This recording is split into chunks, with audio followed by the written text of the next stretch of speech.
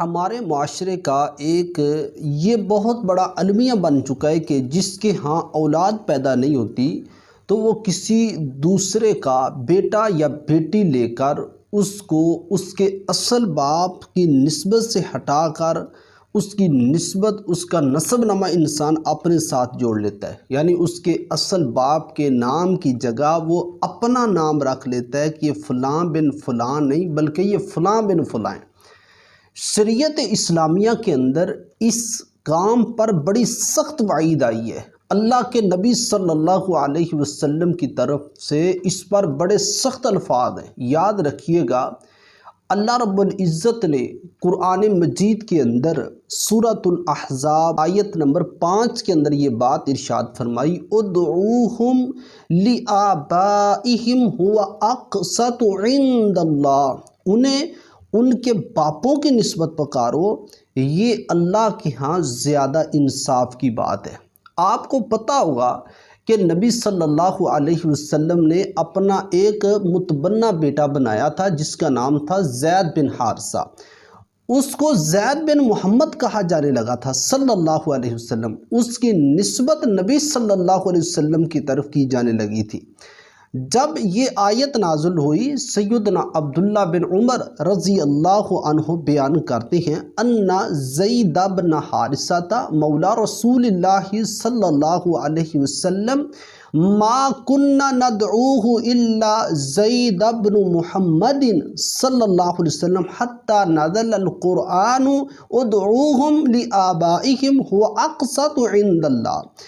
کہ رسول اللہ صلی اللہ علیہ وسلم کے مولا یعنی آپ کے آزاد کردہ غلام کو زید بن حارثہ کو ہم زید بن محمد ہی کہا کرتے تھے، لیکن جب اللہ رب العزت کے قرآن کی یہ آیت نازل ہوئی ادعوہم لآبائہم، کہ انہیں ان کے باپوں کے نام سے پکارو، تو پھر زید بن محمد کو زید بن محمد کی جگہ اس کے اصل باپ کی نسبت ان کی گئی، وہ زید بن حارثہ ہی کہا جانے لگے۔ تو پہلی بات تو یہ ہے کہ یہ اللہ رب العزت نے قرآن کے اندر اس بات کا حکم دیا ہے کہ ادعوہم لآبائہم هو اقسط عند اللہ، جس کا جو بیٹا ہے حقیقت کے اندر اس کو اس کے باپ کی طرف اس کی نسبت کی جائے، اس کا نسب نامہ نہ بدلا جائے، اس کی نسبت اس کے اصل باپ کی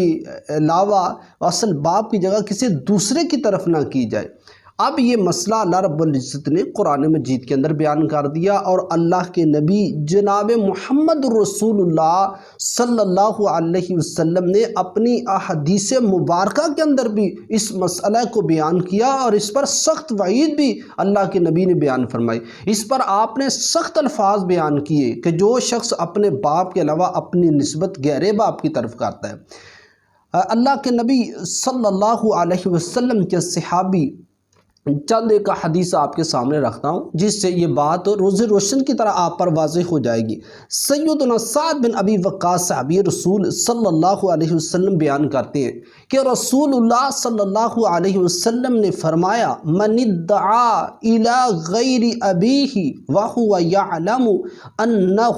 غیر ابیہ فالجنۃ علیہ حرام۔ یہ حدیث صحیح البخاری کے اندر 6766 نمبر آتی ہے۔ یعنی نبی صلی اللہ علیہ وسلم نے فرمایا، جس شخص نے اپنے باپ کی غیر کی طرف اپنی نسبت کی، یعنی اپنے باپ کے علاوہ اپنی نسبت غیر باپ کی طرف کی، تو آپ نے فرمایا اور وہ شخص جانتا بھی ہے، حقیقت کے اندر اس کو علم بھی ہے کہ یہ میرا باپ نہیں ہے، اور جانتے بوجھتے وہ اپنی نسبت اپنے باپ کے علاوہ کسی دوسرے کی طرف کر رہا ہے، تو آپ نے فرمایا وہ شخص جانتا ہو کہ اس کا باپ نہیں ہے، فالجنۃ علیہ حرام، اللہ رب العزت نے ایسے شخص کے اوپر جنت کو حرام کر دی ہے۔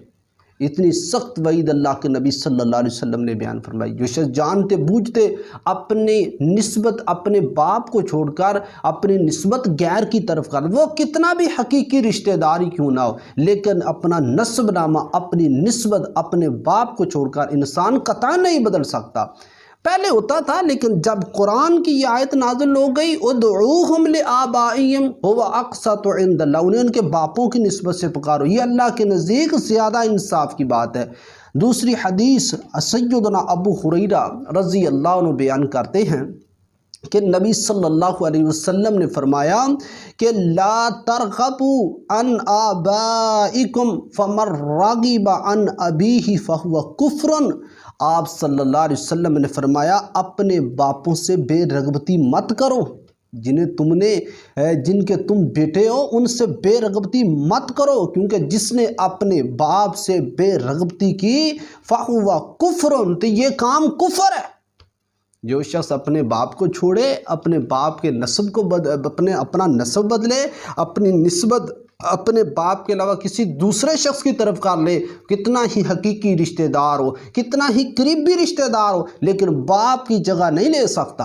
اپنی نسبت اپنے حقیقی باپ کی طرف رکھے، اپنے باپ کو چھوڑ کر کسی دوسرے کی طرف اپنی نسبت مت کرے۔ پہلی حدیث کے اندر آپ نے فرمایا فَالْجَنَّةُ عَلَيْهِ حَرَامٌ، اس کے اوپر جنت حرام کر دی۔ جس شخص کو علم بھی ہے، وہ جانتا بھی ہے کہ میرا یہ باپ ہے ہی نہیں ہے، اور جانتے بوجھتے اپنے باپ کو چھوڑ کر اپنی نسبت اپنے گہرے باپ کی طرف کر رہے ہیں، گہرے شخص کی طرف، گہرے مرد کی طرف کر رہے ہیں۔ اور دوسری حدیث کے اندر آپ نے فرمایا جو اس کام سے بے رغبتی، جو اپنے باپوں سے بے رغبتی مت کرو، جو اپنے باپ سے بے رغبتی کرے فَهُوَ كُفْرٌ، تو یہ کفر کا کام ہے۔ اور یہ حدیث بھی صحیح البخاری کے اندر 6768 نمبر آتی ہے۔ اب تیسری حدیث ایک نبی صلی اللہ علیہ وسلم کی ہے، جس حدیث کے راوی واصلہ بن اسقع رضی اللہ عنہ بیان کرتے ہیں، رسول اللہ صلی اللہ علیہ وسلم نے فرمایا اِنَّ مَنْ أَعْظَمِ الْفِرَاءِ أَن يُدَعِّيَ الرَّجُلُ إِلَىٰ غَيْرِ، نبی صلی اللہ علیہ وسلم فرماتے ہیں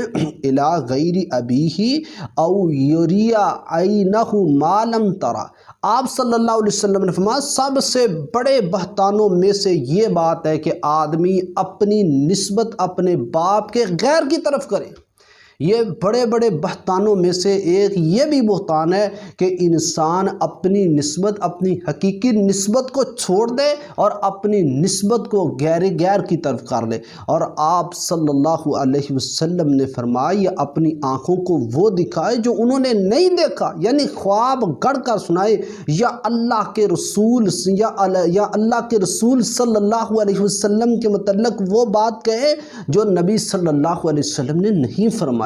تو نبی صلی اللہ علیہ وسلم کی احادیث مبارکہ سے یہ تین وعیدیں ثابت ہوتی ہیں اس شخص کی جو شخص اپنے حقیقی باپ کو چھوڑ دیتا ہے۔ اور یہ حدیث بھی صحیح البخاری کے اندر 3509 نمبر آتی ہے۔ تینوں احادیث آپ کے سامنے رکھی، اور تینوں ہی صحیح البخاری کے اندر، قرآن کے اندر یہ حکم ہے ادعوا لآبائہم ھو اقسط عند اللہ، انہیں ان کے باپوں کی نسبت پکارو، انہیں اپنے باپوں کی نسبت آوازیں دو، اپنے باپ کو چھوڑ کر کسی غیر کی طرف ان کی نسبت مت کرو، یہ اللہ کے نزدیک زیادہ انصاف کی بات ہے۔ پہلی حدیث کے اندر نبی صلی اللہ علیہ وسلم فرمایا اس پر جنت حرام ہے، دوسری کے اندر فرمایا کہ یہ کفر کا کام ہے، تیسری کے اندر فرمایا یہ بڑے بڑے بہتانوں میں سے ایک بہتان کی بات ہے، یہ انسان اپنے حقیقی باپ کو چھوڑے اور اپنے باپ کو چھوڑ کر اپنی نسبت کسی غیر شخص کی طرف کر لے جو اس کا باپ سرے سے ہی نہیں ہے۔ اور یہ بڑی بات ہے کہ انسان اپنے باپ کو چھوڑے اور اپنی نسبت اپنے باپ کے نام کی جگہ کسی دوسرے ایسے شخص کا نام لکھوائے کہ یہ جو اس کا باپ ہی نہیں ہے، فلاں بن فلاں کی جگہ فلاں بن فلاں رکھ لیا جائے، تو نبی صلی اللہ علیہ وسلم نے اس پر گرفت کیا۔